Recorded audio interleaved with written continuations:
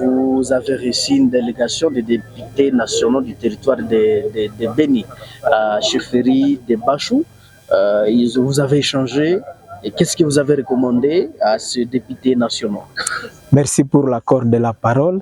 Je suis candidat député provincial de 2023. Pendant la campagne électorale, nous avons reçu encore plusieurs recommandations de la part de la population. Et nous avons pris ces recommandations, nous les avons transformées en un document.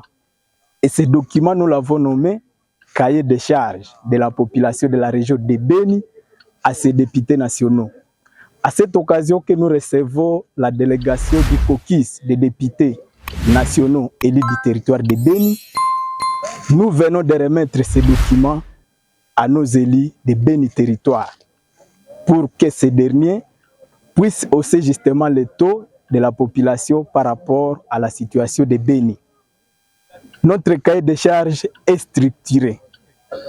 Nous avons priorisé la sécurité et la justice. Dans le domaine de la sécurité, pendant notre campagne, la population a voulu savoir pourquoi nos autorités militaires, même les autorités du pays, investissent beaucoup dans la guerre de communication que dans la guerre pratique.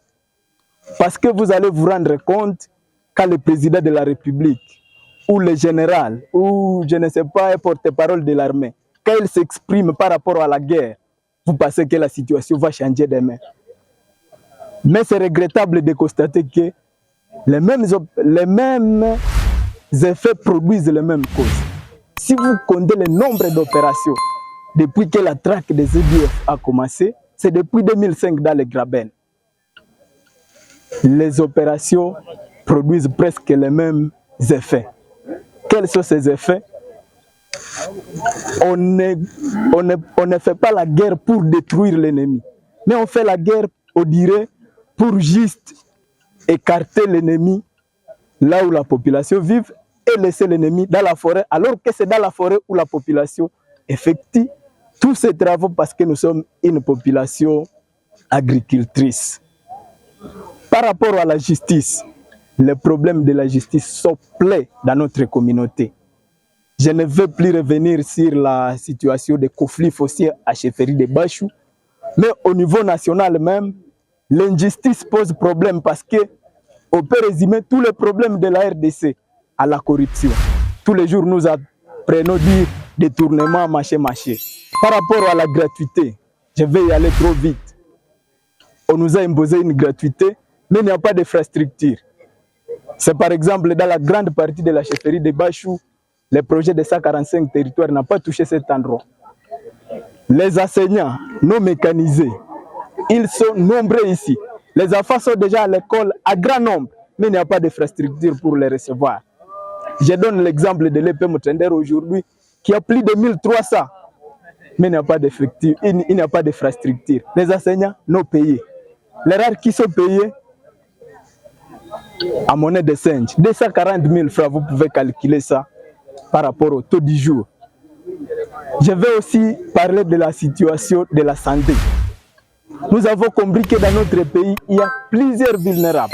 Gratuité de la maternité, moi je souhaiterais que nos députés plaident jusqu'à ce qu'on arrive aussi à la gratuité des soins pour les personnes vivant avec handicap, les personnes du troisième âge, les veuves et orphelins des massacres, les veuves et orphelins des militaires, ils sont abandonnés. Et par rapport à la situation du développement, disons de l'économie, les taux d'échange, vous savez que ça pose problème. Toutes ces recommandations-là vous ont permis de créer un mouvement de vigilance patriotique. C'est quoi ce mouvement? Le mouvement de vigilance patriotique se donne comme mission de former la population sur ce que chacun doit faire. La non-information constitue une arme grave contre notre société. Quand on n'est pas informé de ce que les gouvernants, les gouvernés doivent faire, et justement vous comprenez que ça ne va pas. Une autre occasion, une autre chose à dire, nos députés doivent surveiller les promesses de notre président. Il a promis consacrer 20% du budget à l'armée pour lutter contre la guerre. Et la session budgétaire s'annonce d'ici septembre.